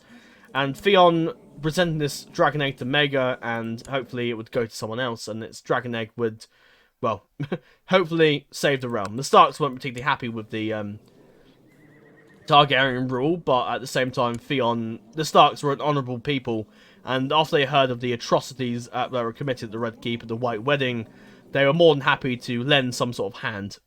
In their hand, a nuclear bomb being the dragon egg, I suppose. So, let's go look at the dragons. Of course, some of the King's Guard, of course, did. That's the wrong thing. The King's Guard, of course, did stand with us, of course. So not Sir Simon. Tywin, after what happened, had declared himself loyal to the king. When the time comes, I'll probably name Tywin as Lord Commander, I think. The rest of his King's Guard will be killed, or be at least revoked. Cassandra's dying. She's not getting away with the death of Meleys anytime soon at all. So, yeah. Roynford and Sandal Wayne bent the knee and declared Aeron the rightful king. And also, oh, I forgot them almost. Yeah, obviously Baratheon Estamon is actually on the side of the king. Hayford is with us after the death of his daughter when Aeron unleashed his dragon. Atterdale has no, well, his father was burnt alive by Aeron, so he has reason to join us. And some of the other lords here who had no reason to support the Targaryens also declared for Viserys. And in the south, you got Maegor, who was granted Central Stepstones as reward really for his services. And he also tamed a dragon. I'll talk about that in a bit. Also, we still got Jorah Bolton in charge of that. Some of them are a bit bitchy with me lately. I think it's because I've destroyed titles and things like that. I tried to destroy the title of the Stepstone to try and... I thought that might be one of the reasons why it wasn't letting me do the Mega Civil War thing. So I tried to destroy it, and then it didn't work anyway. So, waste of time. Harris the Ruthless controls the Southern Stepstones, and we got Dickon Darry in charge of that place. Right, let's have a little look. Oh yeah, Harris is no longer refusing marriage, by the way. He's still got a concubine, but yeah. Right, before my throat kills me. Do we have a loan? I'll take out a loan. Why not? We might need the extra cash if it gets a bit dodgy. We'll see. We've got armor with me. Yeah, so we are carrying Blackfire, and we got our Targaryen armor. I'm pretty sure on. I gave some of these Darkling armors off to this guy. Yeah, I did. Yeah, I think I've done that. I think I gave the Night's Watch thing off to the Black Brother cloak off there. I think. On to the main exciting bit, and that is who's got what dragon. So you've seen a few already, but I'll go through them all again. Actually, did I already show you that? I don't know. I'll show it off again. Oh, I'll go through who's got dragon eggs as well. So, so Aeron, so Mega, is it Mega? Mega returned south, and she flew down with her dragons, and arrived at Dragonstone and proclaimed Aeron as king and put the crown. The one, Maegor was the one to put the crown on his head. Nessa Rhea also arrived to find out the horrendous tragedies that had occurred and immediately proclaimed herself as, well, Nessa Rhea would of course become the queen, and Aeron would make sure that would happen. Visenya eventually pleaded with Aeron to at least make herself a concubine and whatnot. At the right current time, Aeron isn't really in. He's not going to do that. Now that I say that, I think I will actually. I'm going to take her as a concubine. Yeah, I think Aeron actually does really love and care for Visenya, and he thinks making her a concubine would keep her safe and whatnot. And whether or not love or romance will entirely blossom from that relationship, only the gods know. Well, it will be a bit of a stir if Nessa Rhea doesn't quite get a son, but Visenya does in some years later. So that'd be interesting. So Aeron received the 2 dragon eggs and also received 2 other dragons. He also summoned forth the Stepstone Laws to bend the knee, basically. Maerys, of course, Maegor bent the knee after Maegor was granted these Stepstones, and eventually Maegor probably will be granted the Stepstones, possibly. I don't know why he's the appointed heir to the... Okay. Shouldn't it be Harris, maybe? No? Okay, weird. Isn't it like... What is it? Is it like some stupid succession? Yeah. That's a bit Might have changed that later, but... Oh well. Maegor was offered a chance to tame a dragon. So Maegor tamed Moonshadow, which is the bigger and stronger dragon. Maegor's obviously quite gifted with dragons. Obviously, he must have got a bit from Viserys, maybe, and Aegon, possibly, and the strong Targaryen blood, I guess. Well, because, yeah. And the Valyrian blood from the Fassar family as well. So she tamed Moonshadow, which is quite a strong dragon, and is also in love with its grandson, is it? That's a she-dragon. So Moonshadow is a she, and Tressix is a he-dragon. Okay, cool. So Maegor and Harris was each granted a dragon. Harris wasn't the most strongest of people in the world, but so he only managed to tame Tressix. He wanted to try and tame Senegon, but Senegon refused him a bit, and he got a better luck with Tressix, who was more of a playful and obedient, but nice dragon. And yeah, he got along with Tressix quite well, and that's his dragon. Tressix. Oh yeah, I mentioned that, didn't I?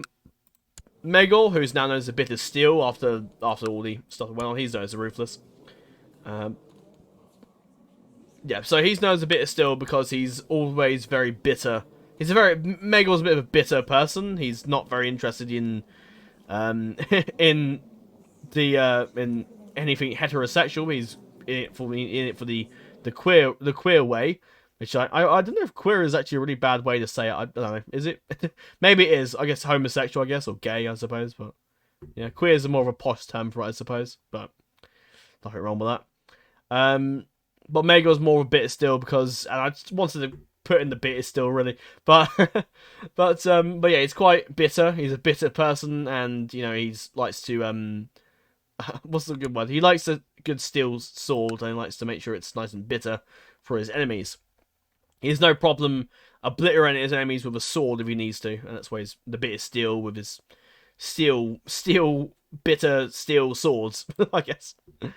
So yeah, the remaining dragon eggs went to Visenya, who had long wanted a dragon, so she was given Smaug's dragon egg. So that is, if I go to here, actually, I'll look at the family tree as we go along there.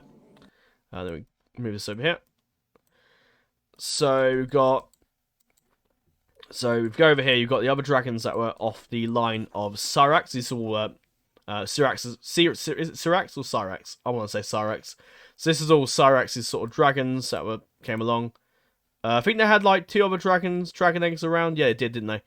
And then they eventually, Morning I think had another dragon egg. Because Morning was actually in canon the last dragon to have another dragon. I think he used to be known as the last dragon. He was a very like misshapen and deformed dragon. But in this scenario, she's got a dragon called Caraxes. Not explaining these. Well, you know he's taming that. Queen Hera, who's now queen, is riding Caraxes, a very small dragon. So if it comes into conflict with us, it will die. See, that's a line there from Moonshadow. Moonshadow was a dragon that would spend much time up in Beyond the Wall, And we sort of just lost control of the dragons. I think they were like... Was it Moon Shadow, like... Rhaenyra's dragon or somebody? Somebody's dragon. Okay, does it give me like a... Hey, it should give me like a... Oh, it does as well. I didn't realise it did this. Viserys' dragon. Oh, okay. It was Viserys' dragon. Then it went to Lyria at one point. Lyria at one point, I think. Or maybe... No, I think Viserys hatched it. And Lyria had it, and then she died, and then eventually the dragon sort of got lost. And that's actually interesting. I'm going to have a look at this.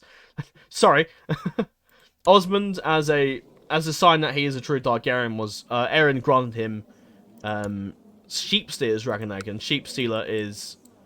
Now, of course, whether or not these can all hatch these dragons safely, I don't know. We'll find out. If the entire Dragonstone goes up in flames because someone's does the dragon egg wrong, then we'll find out.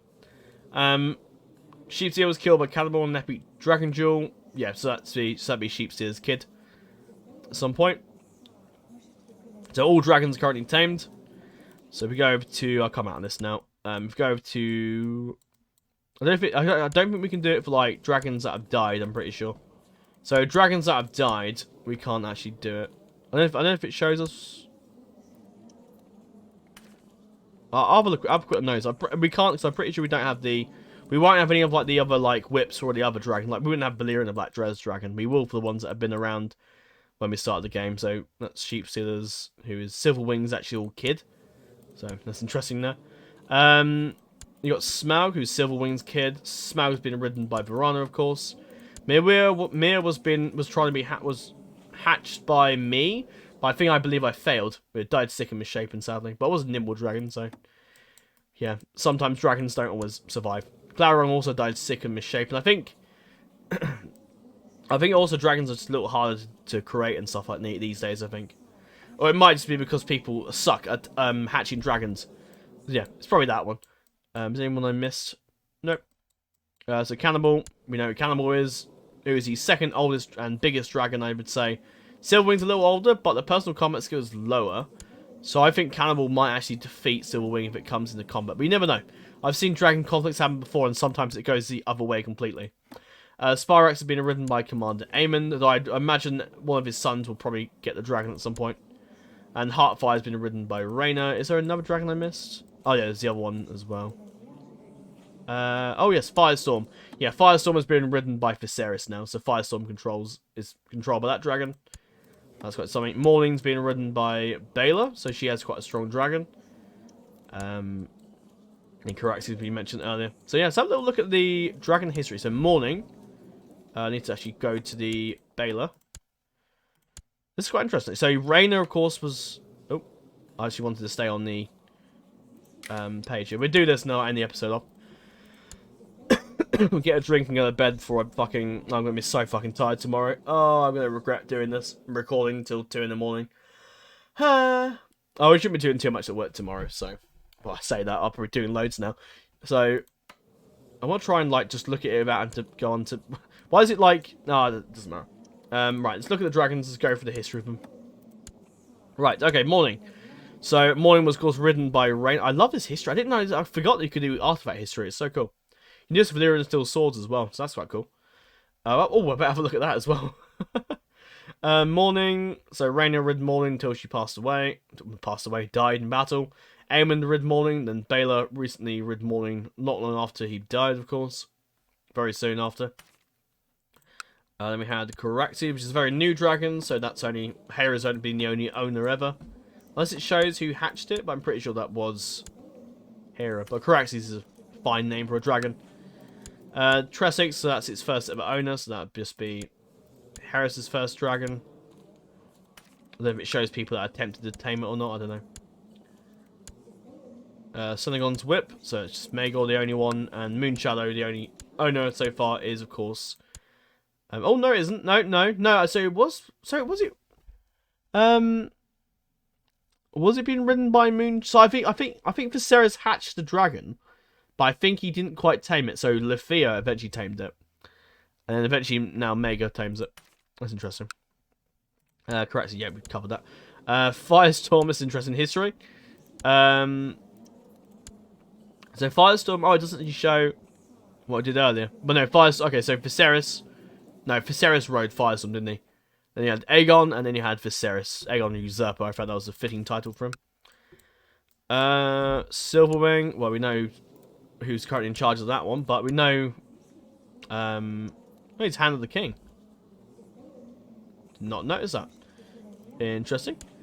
So of course Aaron had Silverwing, then Jaehaerys had Silverwing, and then eventually Morano had Silverwing. I think that's it. That's the time it was when it wasn't like under anybody. I think like it wasn't tamed by anyone. I don't think. I think that's what it shows that. I think. Could be wrong. Smaug. So that's basically the true Drake dragon. Really, Daemon had that one, and Morano had that. Went Cannibal, which of course is. Well, Aegon and me. Aegon had this dragon for quite a while now. Yeah. You always have to be pretty quick to tame a dragon before someone else nicks it. Which I've seen happen before. Yeah, he's the only one that controls Spirax and Heartfires. The only one controlled Heartfire is indeed... Oh, no. Rhaena the Merry had Heart... Oh, no, I think Rhaena hatched it and then failed to tame it. But then Rhaena had... Is that her daughter? No, her daughter-in-law got that. Okay. So look at Valyrian Steel Sword, shall we, while we're here? Dark Sisters, have a look at that. So Aegon, it went to Aegon first, so who would have been Aegon the third in the, or the Dragonbane in lore. So it went to Aegon, then went to Jaehaerys, and Aegon and Viserys. And Blackfire.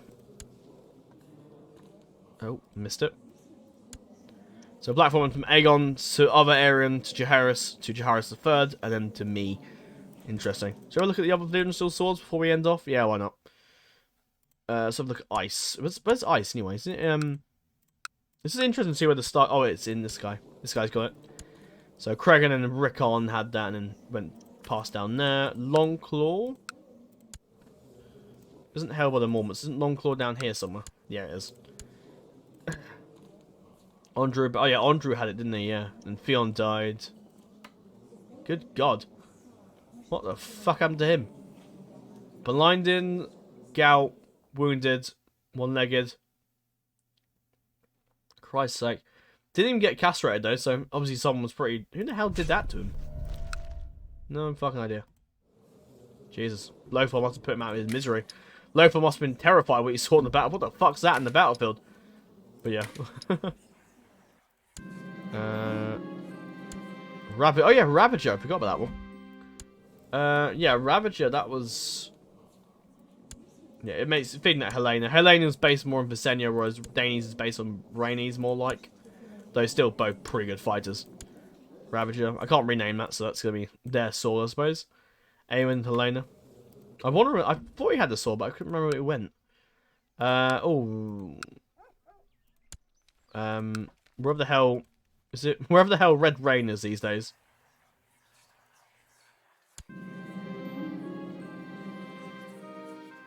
Actually, I can just do this.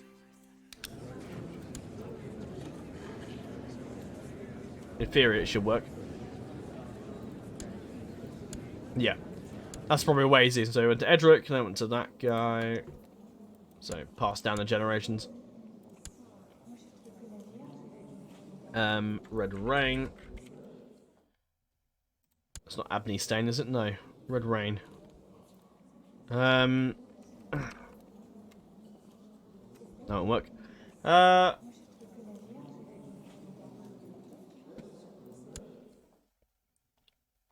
Where is the sword?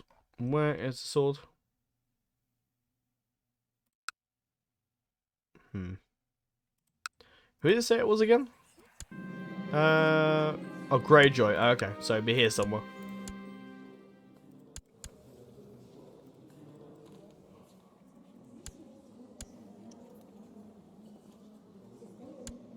We asked the Greyjoy. Is that over here somewhere?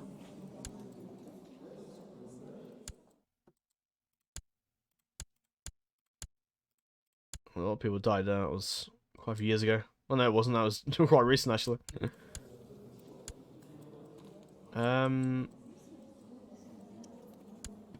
Where is this sword?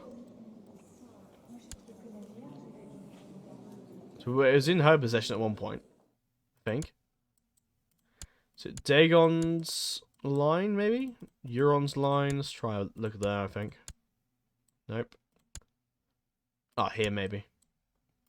It's a lot of Greyjoy. Here we go. Arthur. So Roderick had it. Okay.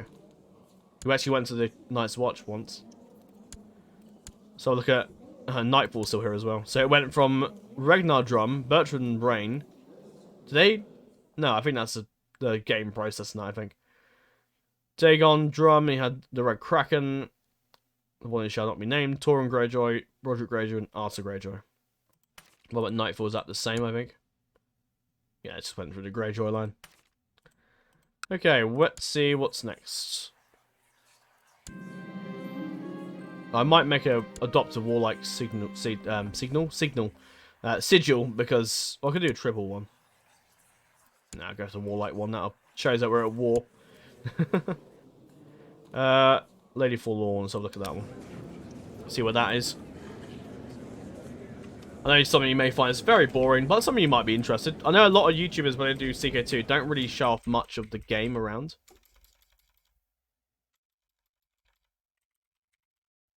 I thought this thing worked. No, it does. Kind of. Corwin, meant to Corwin Aaron. Corwin, my Lord Commander. Robot Stone. Interesting. Wait, was it Robot? No, it was definitely when I was around. When Aaron was around. Let's have a look. What we got next? Man Bane, not too bothered about what's going on in SA, so I don't really care. Orphan Maker. I imagine that probably stayed in the Roxtons for a while. Has it? No, it hasn't. Yeah, because House Roxton died out, didn't it? Or not quite, but about to. Pretty much will do. It won't be long, sadly. Okay, he's got it. So when Unwin Cockers went, Edgar went. So it sort of went to him. I think. I don't know what the hell happened there. Maybe it went to him before. I don't know. I have no idea. Whatever. So Unwin got it. Muriel got it. And it sort of just got. It's become sort of the Valyrian still sort of the peaks, I suppose. That's interesting. We've got Crab's Pincer, which I imagine has been stayed in the Celtic lines.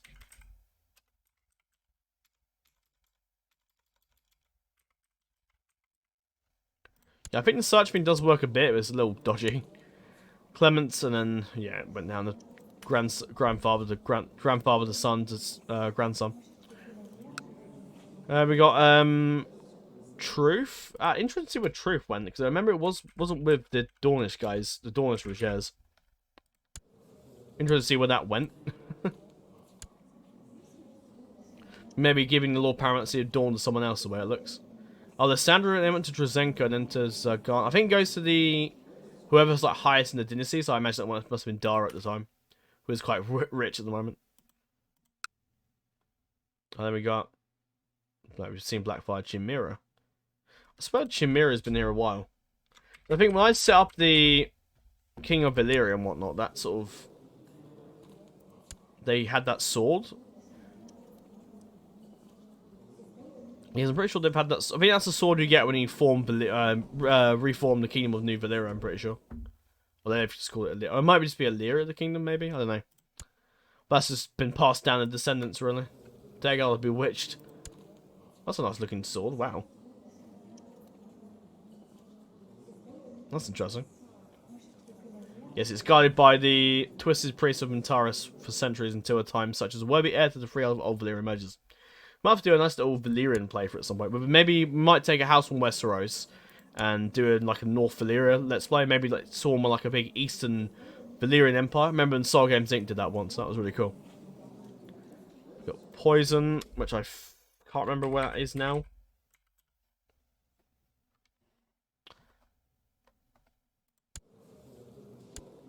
No.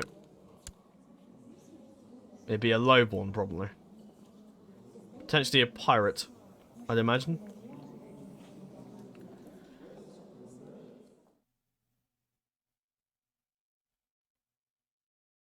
As it's in the hands of the Venatis line. I think the heart's been Tarly, and I think Tarly's probably held their sword the whole way around, I think.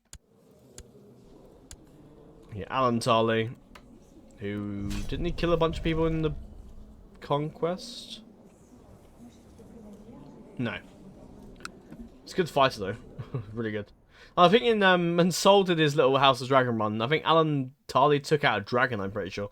He became a dragon slayer. Which I must say is pretty cool. Then you got the... Is it here where the...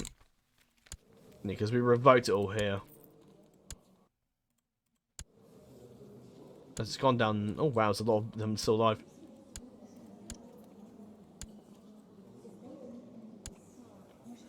Very good fire. Dragar holds it. How has it gone from him? Oh, so it's gone from Aereo. And where was Aereo again? Oh, so Aereo was here, so he held it until he got exiled. And it went... Didn't go to Sierra, I think because Sierra died. Now, why did it disappear? And then it went to... I think it went to Belados, I think. And then to Dragar. Okay. Yeah, I think what I might do for future Secret Let's Plays is have the option where I can actually take Valyrian steel swords rather than having... Otherwise, then they have to be like declared the traitor and all that stuff. No, can't be bothered. Will I make you a commander? I don't know if I've actually gone through and looked at all this yet, have I?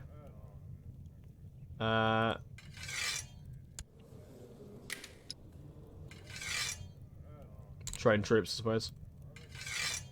This is what the council's looking like. It's going to all change when I become king, but like this is what it is right now.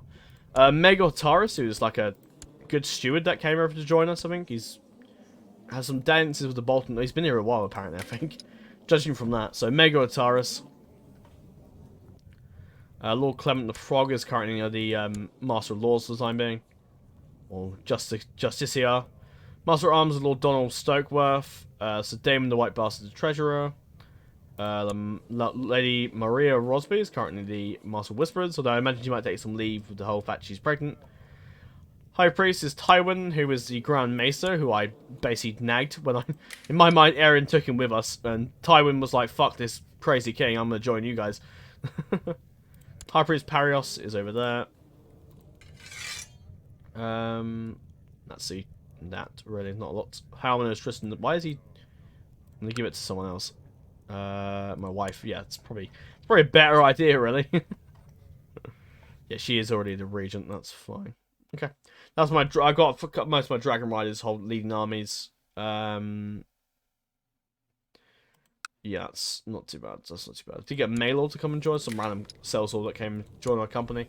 So Maegor's currently got Senegon side, and we've also got Harris riding the other dragon. I mean Tressic, wasn't it? We also are going to have Dragon Riders on the other side, so we've got Dragon Riders over here we're going to have to face. I'm not looking forward to facing Silverwing. Hopefully Morano stays out of it, but he probably won't. And then we've got to the north, we've of course got Lady Maegor with her dragon. So that will probably help us out quite a lot on the northern front. And it's all down to what happens in the south, I suppose. But we'll do a quick save, and then we'll wrap this up here. Thank you very much for watching, guys. I hope you guys have enjoyed, and I'm looking forward to the next episode to when we dive straight into the rebellion. There won't be any talking. I'll go straight right into it. So yeah, yeah. There's no need to talk too much. We'll deal with this hard hill rebellion.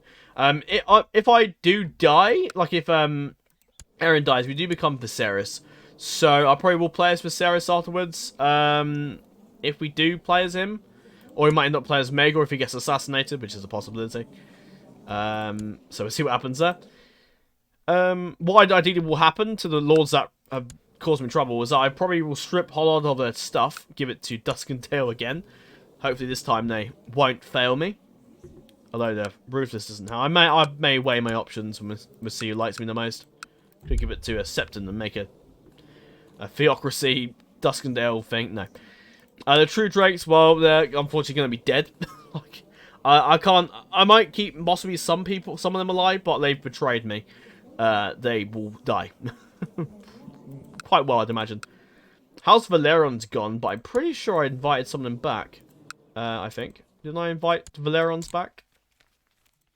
There's some of them I've brought back. It's been about 40 odd years since they held this, but Vaegoron's over at the Kitchen Keep. I think it's my father's rival, I think. But Lucerys, Valyrian, I've got a bunch of them back here. Oh, and Maria. That means I've got to save again. Yeah.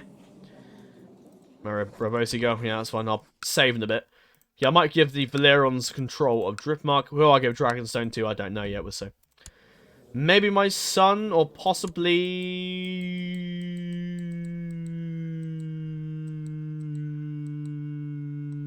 Where the fuck is he? I've gone past him. Hang on. Osmond. Might give him Darkfire control of Dragonstone.